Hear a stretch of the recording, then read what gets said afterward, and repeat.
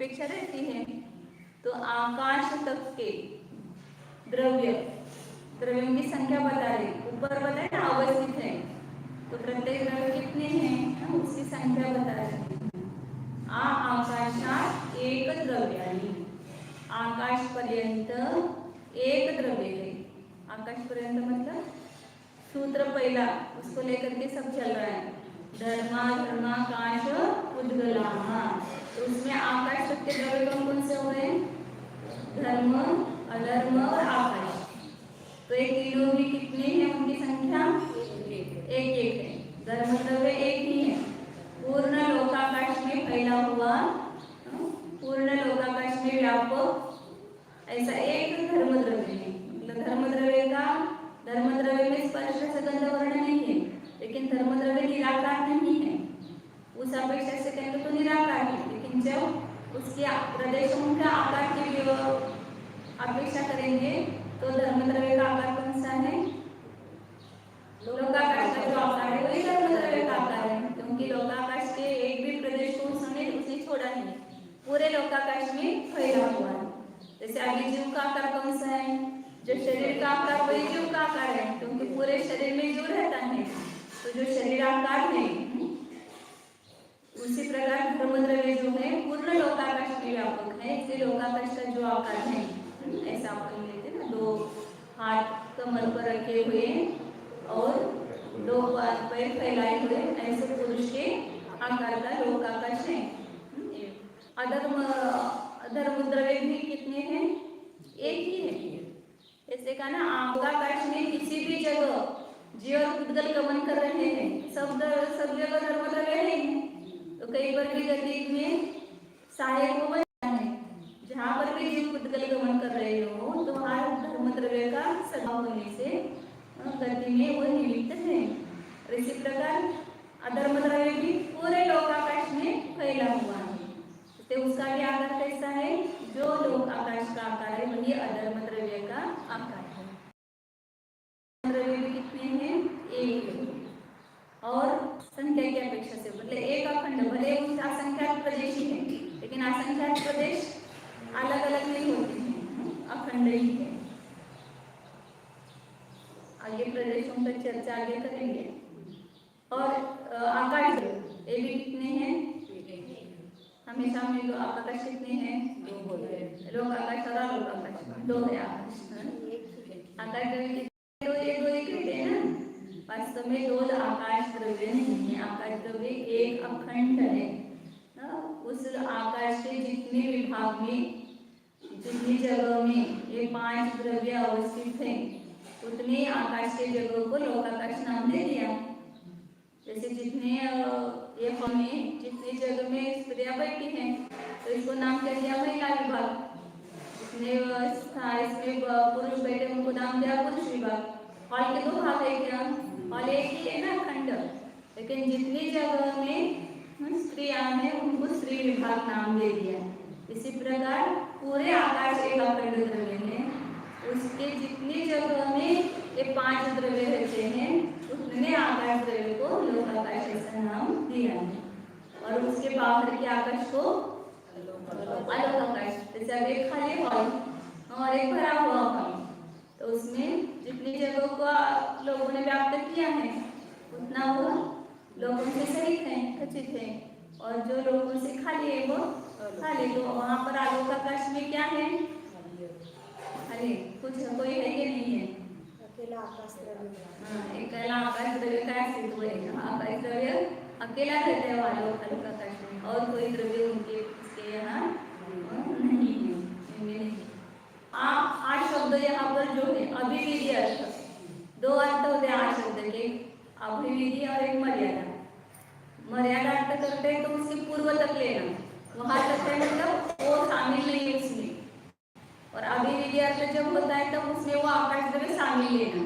तो इसलिए आचार्य ने यहाँ पर क्या विशेषता है धर्म अधर्म आकाश द्रव्य की, तो उसकी विशेषता आगे के सूत्र में कहते हैं।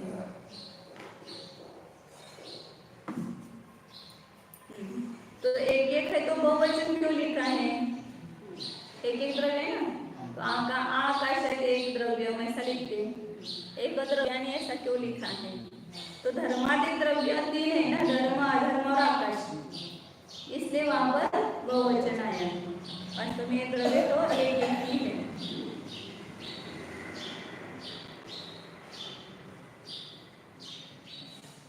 तो धर्मादि जो द्रव्य की अपेक्षा एक है, वो भी पर्याय कितने की अपेक्षा देखेंगे तो उनमें भी अनेकता आएगी ना। पर्याय है, भूतकाल में हुई, अभी हो रही है, आगे भविष्य में होगी।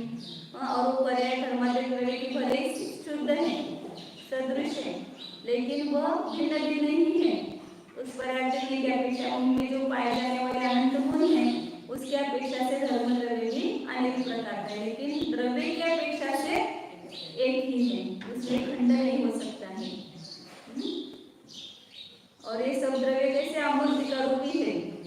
समझे, यहाँ पर अपन ने जला दिया, कोई जलाते ना कचरा वगैरह या कुछ भी ऐसे, जलाना नहीं चाहिए वास्तव में। वहाँ पर उसमें बहुत सारे प्रसिद्धियों की हिंसा होती है, इसलिए कहीं पर भी कचरा उसको जमा करके उसको बाहर फेंक दो, लेकिन उसको जला मत, क्योंकि उसमें इतने प्रसिद्धि होते हैं। एक गांव जलाने का पाप लगता है उसमें, कचरे को जलाने में। एक उदाहरण मैंने बताया खड़े, यहाँ जला दिया समझो, या यहाँ पर आग लग गई, तो क्या क्या चलेगा इसमें धर्म द्रव्य, अधर्म द्रव्य, आकाश द्रव्य भी है कि नहीं है, लेकिन वे कैसे अमूर्तिक है, वो जलाने पर भी वे नहीं चलते, उनके प्रदेश अखंड ही है। यहाँ जो पुद्गल है वो जल जाएगा, लेकिन धर्म आकाश द्रव्य नहीं जलेंगे, क्योंकि वे अरूपी है, अमूर्तिक है, इसलिए उनका कभी नाश होता नहीं। इससे द्रव्य की अपेक्षा से इनमें एक बना बताया। अब आगे का सूत्र अपन पढ़ा कि नहीं पढ़ा? हाँ, आगे का सूत्र बताते हैं, और इनकी विशेषता क्या है? निष्क्रियाणि च, और ये द्रव्य कैसे हैं? बोलो,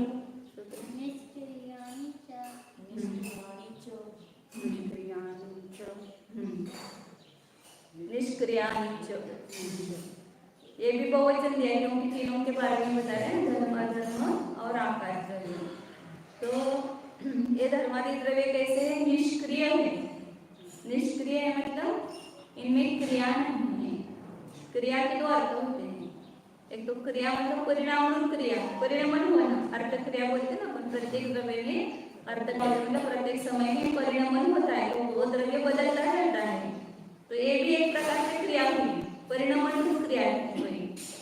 और एक क्रिया है एक प्रदेश से दूसरे प्रदेश पर जाना, गमन करना, एक क्रिया।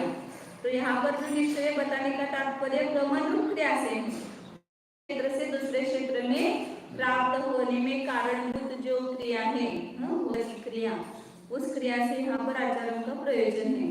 तो परिणमन रूप क्रिया नहीं है ना, क्योंकि परिणमन तो धर्म, अधर्म, आकाश द्रव्य में भी हो रहा है, लेकिन धर्म द्रव्य, अधर्म द्रव्य, आकाश द्रव्य एक क्षेत्र से दूसरे क्षेत्र पर नहीं जाते। धर्म द्रव्य समझो गमन करेगा तो क्या हो जाएगा? उधर लोकाकाश, लेकिन जहाँ पर है वह अवस्थित है ना, वहाँ पर ही स्थित है। धर्म द्रव्य गमन कर नहीं सकता है, क्या गमन करेगा? उसमें गमन करने की शक्ति ही नहीं है। अधर्म द्रव्य में भी गमन करने की शक्ति नहीं है, वो जीव के प्रदेश इधर उधर होते हैं।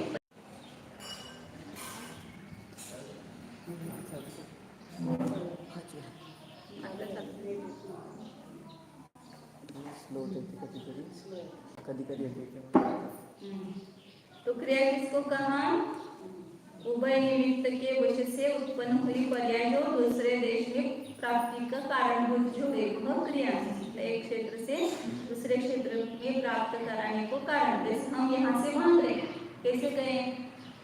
गमन करके गए ना, तो एक गमन रूप क्रिया उसमें नहीं, इसलिए उसको क्या कहा है? निष्क्रिय कहा है। केवल जीव और पुद्गल में ही क्रिया वाली शक्ति है। ये जो गमन करने की शक्ति किसमें है? केवल जीव और पुद्गल में, काल द्रव्य में भी नहीं। लेकिन यहाँ काल द्रव्य का भी वर्णन नहीं आया है, इसलिए उसको नहीं लिया, लेकिन उसमें भी ये शक्ति है, निष्क्रिय शक्ति। केवल जीव और पुद्गल दो ही गमन करने वाले हैं, और जीव भी वास्तविक निष्क्रिय है स्वभाव से। लेकिन इस पुद्गल के सानिध्य में आकर के उसमें भी गतिक्रिया विभाव परिणाम हुआ है। गतिक्रिया जीव की विभाव, जब वो सिद्धावस्था को प्राप्त होता है तो जीव भी निष्क्रिय हो जाता है, वो भी हलचल नहीं करते, सिद्ध जहाँ एक स्थान में है वहीं पर नहीं रहते हैं। इस प्रकार मतलब होता है गमन नहीं करना, मतलब इससे हाँ, एक क्षेत्र से दूसरे क्षेत्र को प्राप्त न होना, उसमें प्राप्त करने में कारणभूत जो है वो क्रिया है। पर्याय और क्रिया में अंतर है। पर्याय कैसे उत्पाद्य द्रव्य रूप है और क्रिया जो है एक देश से दूसरे देश को प्राप्त होने में जो हलन चलन होता है वह क्रिया है। तो दोनों में अंतर है। पर्याय मतलब क्रिया नहीं, इससे धर्मास्तिका आकाश द्रव्य की पर्याय होगी लेकिन क्रिया नहीं होगी, और ध्वजी और पुद्गल में क्रिया भी होगी, पर्याय भी होगी और क्रिया भी होगी, दोनों विशेषता उसमें पाई जाती है। तो अब यहाँ प्रश्न हो सकता है कि धर्मास्तिका स्वयं तो गमन नहीं करता है, निष्क्रिय है, फिर जीव पुद्गलों का गमन कैसे कराता है? जो स्वयं में शक्ति नहीं है वो दूसरों में कैसे पैदा करता है? ऐसा प्रश्न हो सकता है। तो कहते कि ये केवल निमित्त मात्र है, जबरदस्ती वो हिलाता नहीं। जैसे रास्ता है वो चलता है क्या, लेकिन गाड़ी वगैरह चलती कि नहीं उसके ऊपर, वो आधार है। जैसे रास्ता उस गाड़ी आदि को चलने में स्थिर होते हुए भी गाड़ी आदि चलने में निमित्त है, पानी स्थिर होते हुए भी मछली को गमन करने में निमित्त है। उसी प्रकार धर्मद्रव्य स्थिर होते हुए भी जीव पुद्गलों के गमन में निमित्त होता है, स्वयं गमन करने की आवश्यकता नहीं है। इस प्रकार द्रव्यों की विशेषता बताई, नित्य है, अवस्थित है, अरूपी है, और एक तीन आकार धर्म आकार से तीनों द्रव्य एक है और निष्क्रिय है, ये विशेषता उनकी बताई। अब आगे उनके प्रदेश, उनकी संख्या बताती है, क्योंकि अनेक बार वहाँ पर प्रदेश आए ना, प्रदेश होते हुए भी ये प्रदेश अखंड है।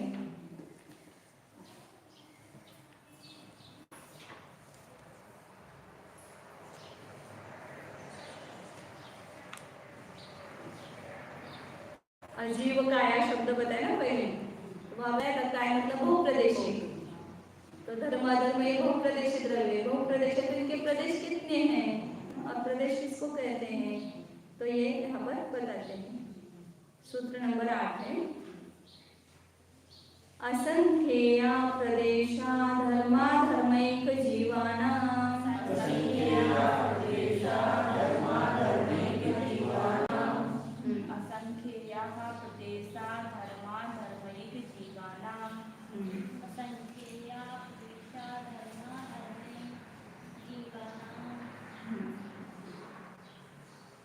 पीछे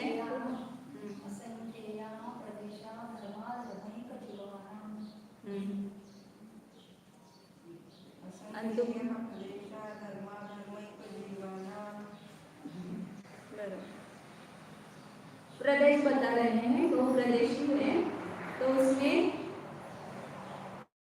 धर्म अधर्म एक जीवानां असंख्येयाः प्रदेशाः, धर्म द्रव्य, अधर्म द्रव्य और एक जीव द्रव्य, इन तीनों के भी कितने हैं? असंख्यात प्रदेश हैं। लोकाकाश के जितने प्रदेश उतने ही धर्म द्रव्य के प्रदेश। अभी बताया था कि पूरे लोकाकाश में धर्म द्रव्य व्याप्त है, पूरे अधर्म द्रव्य पूरे लोकाकाश में व्याप्त है, और एक जीव भी, तो उनके भी प्रदेश उतने असंख्यात है, इसलिए तो फैल गए। जैसे कम होते तो इतनी जगह में नहीं फैलते, क्योंकि एक प्रदेश पर ही रह सकता है आकाश में, दो प्रदेश में नहीं रह सकता है, इसलिए पूरे लोकाकाश में व्याप्त होता है। इसलिए एक जीव के भी प्रदेश कितने हैं? असंख्यात। लोकाकाश के जितने प्रदेश उतने ही हैं। संकोच और विस्तार की अपेक्षा आकाश प्रमाण होने पर भी चींटी के शरीर में भी वो जीव समा जाता है। या निकोल सूक्ष्मता पर्याप्त जीव का कितना छोटा शरीर है, गणांकुल का भी असंख्यात होगा, लेकिन उतने से शरीर में भी वो पूरा लोकाकाश समान जीव वहां पर समा जाता है। तो ऐसे जीव में संकोच और विस्तार की शक्ति है।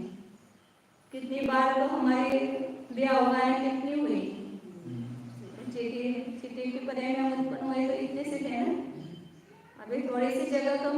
हैं तो कैसा झगड़ा करते हैं, थोड़ा सा को उधर तुमने कितनी जगह घेरी है, हमको थोड़ी जगह चाहिए।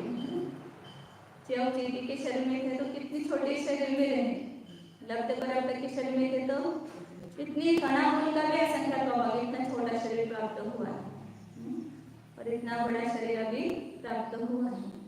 तो एक जीव के प्रदेश भी संकोच विस्तार की वजह से कम ज्यादा होते हैं, लेकिन उसके प्रदेश कितने हैं, असंख्य। कौन से असंख्यात लेना, असंख्यात के भी असंख्यात है, अभी आपने सुने होंगे कई, परितासंख्यात, युक्तासंख्यात और असंख्यात। परितासंख्यात छोटा संख्यात है, उससे बड़ा असंख्यात युक्तासंख्यात है और उससे भी बड़ा असंख्यात असंख्यात असंख्यात।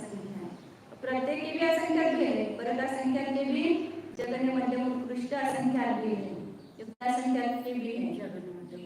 तो ये प्रदेश कौन से असंख्यात में लेना, तो लोक प्रमाण बताया था, तो लोकाकाश के प्रदेश कितने हैं, असंख्यात असंख्यात। तीसरा जो असंख्यात है उसके मध्यम असंख्यात असंख्यात उसके प्रदेश हैं। इस प्रकार धर्मद्रव्य उसके भी असंख्यात असंख्यात प्रदेश है।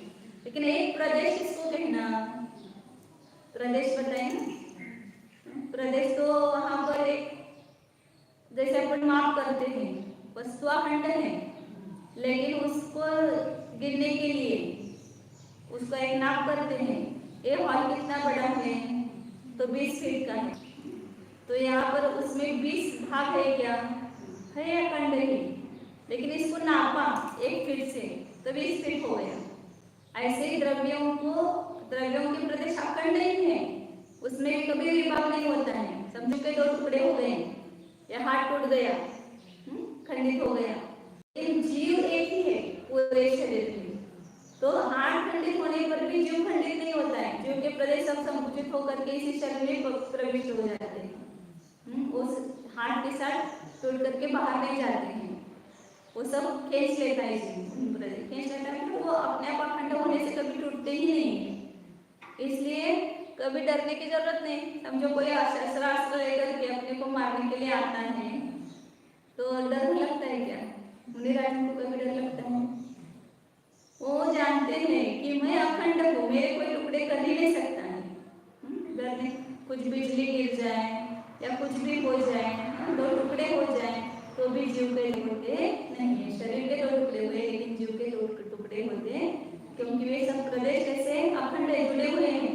भले यहाँ से वो समुद्रघात करते समय जीव विदेश क्षेत्र में गया तो भी वहां तक यहाँ से प्रदेश वो अखंडित ही रहेंगे, धारा टूटेगी नहीं उसके उन प्रदेशों की। यहाँ से पूरे एक लाइन में ही हो जाएंगे प्रदेश। मरण के समय भी मरण मारना के समुद्रघात होता है तो भी वो आत्मा के प्रदेश बाहर निकलते, लेकिन यहाँ से वो सब जुड़े हुए रहते हैं, अखंड रहते हैं। तो होता है कि हाथ पैर टूटते हैं तो जीव मरता नहीं है, लेकिन कोई गला दबा वो तो उनका मनुष्य शरीर के वो विशेषता है ना, वो यहाँ एक अवयव होता तो उसका मरण नहीं होता है, लेकिन वो आयु श्वासोश्वास प्राण ही निकल गया तो फिर वो जीव नहीं जिंदा रहता है, उसके वो यहाँ पर ये रहता है श्वासोश्वास। हाँ, श्वासोश्वास के नदी रहते हैं ना, वो दब जाते हैं, श्वासोश्वास के अभाव में फिर जीव नहीं रहता और आयु प्राण भी उसका नष्ट हो जाता है। तो प्रदेश किसको कहेंगे, तो आकाश के जितने स्थान को एक उद्गल परमाणु व्याप्त करता है, रोकता है, उसको एक नाप किया। प्रदेश कोई वस्तु नहीं है, प्रदेश कोई पदार्थ नहीं है, लेकिन उस द्रव्य को नापने के लिए एक माप किया हुआ है। सबसे छोटा माप क्षेत्र का है, इससे छोटा विभाग आप क्षेत्र का कर नहीं सकते हो। तो आकाश के जितने प्रदेशों को, जितने स्थान को एक परमाणु ने घेरा है, एक परमाणु ने व्याप्त किया है, उतने स्थान को क्या कहते हैं, प्रदेश कहते हैं। और फिर उस नाप से आप उस द्रव्य को नापो, उसके प्रदेश कितने होते हैं, असंख्यात। इसके प्रदेश असंख्यात हैं, किसके पता है, धर्मद्रव्य, अधर्मद्रव्य और एक जीव द्रव्य, इन तीनों के बता रहे कि कितने प्रदेश हैं,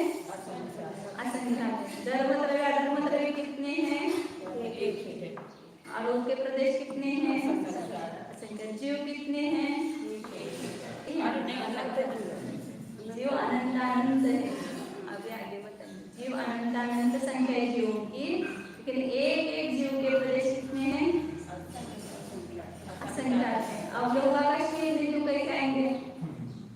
एक जीव के प्रदेश लोकाकाश प्रमाण असंख्यात, लोकाकाश है असंख्यात प्रदेशी और जीव है अनंत। पर एक लोकाकाश में सब जीव कैसे आते हैं, कैसे समझ जाते हैं? तो आकाश की अवगाहन शक्ति है और जीव में भी संकोचित शक्ति है। हाँ, तो जिस प्रकार अपन देखते हैं एक गिलास में एक गिलास राख डाली, उसमें ऊँटने का दूध डाला और उसमें जो टाचने बोलते हैं लोहे की होते ना, टाचने को क्या बोलते हैं? तो लगाते कागज में, पिन बोलो, पिन कागज को लगाते। हाँ, लोहे की सुई बोलो, सुई। हाँ, सुई बोलो, उस सुई डाली लोहे की एक गिलास, तो तीनों में जाकर कितने गिलास होना चाहिए ना? लेकिन एक ही गिलास होता है। हाँ, उसमें ऐसे समावने की शक्ति अवगाहन शक्ति। इसी प्रकार एक ही आकाश प्रदेशों पर अनंत जीव, एक सूक्ष्म देखो शब्द पर आता कि शरीर में कितने जीव रहते हैं? अनंत जीव रहते हैं ना।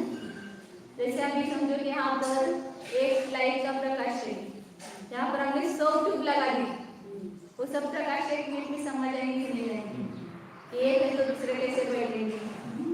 जितने हॉल के और जितने फीट के हैं उससे भी ज्यादा यहाँ पर ट्यूबलाइट लगाई जाए तो भी सबका प्रकाश एक मिनट में समझ आता है। उसके लिए उतने हॉल नहीं चाहिए। 1 घंटा के नाद में कितने सारे वाद्य हैं, उन सबकी आवाज उसमें समझ आती है।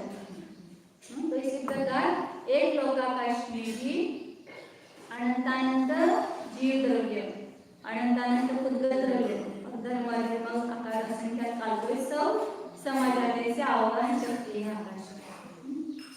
उसमें रुधियों में तो हम पढ़ते कि एक छोटी सी गुफा में भी चक्रवर्ती की सेना समझ आती है, ऐसे आकाश है। मतलब उसमें वो रुधियों की विशेष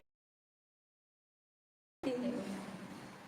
तो इसलिए असंख्यात प्रदेशी लोकाकाश में भी उतने ही असंख्यात प्रदेशी एक जीव द्रव्य है और ऐसे अनंत अनंत जीव द्रव्य भी उसमें समझ आते हैं, समाविष्ट होते हैं। तो इस प्रकार धर्म अधर्म और एक जीव के प्रदेश कितने हैं? असंख्यात हैं।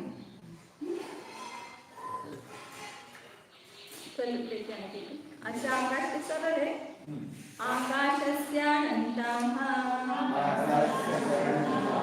आकाश द्रव्य के कितने प्रदेश हैं? अनंत प्रदेश, क्योंकि उसको छोड़ ही नहीं, चारों ओर से आकाश पूरा सीमा नहीं उसकी, पहला अमर्यादित है, इसलिए आकाश के प्रदेश कितने हैं? अनंत। मतलब अनंत अनंत है। अनंत कहा तो अनंत के भी 3 भेद है, युक्तानंत, परितानंत, युक्तानंत और अनंतानंत। तो इसलिए अनंतानंत भेद का अनंत है।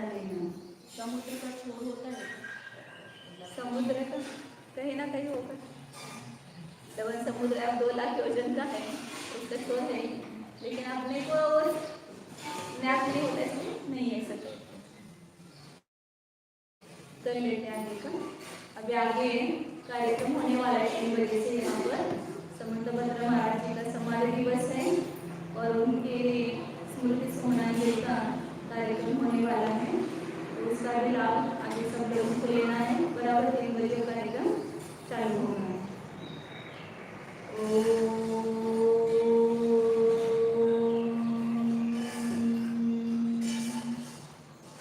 जानिए यह मैं शुद्ध चैतन्यमय जीव हूँ, यह मैं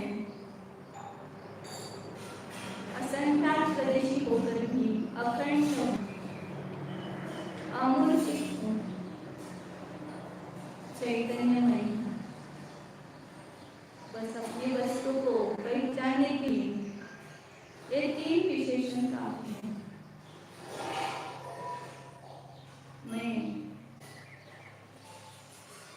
अमूर्ति का संख्यात प्रदेश हूँ, ज्ञानादि गुणों का एक अखंड प्रदेश को खंड नहीं है, मैं शस्त्र से कटता नहीं हूँ, अग्नि से जलता नहीं हूँ, पानी से बहता नहीं हूँ। यह मैं स्वसंवेदन गौण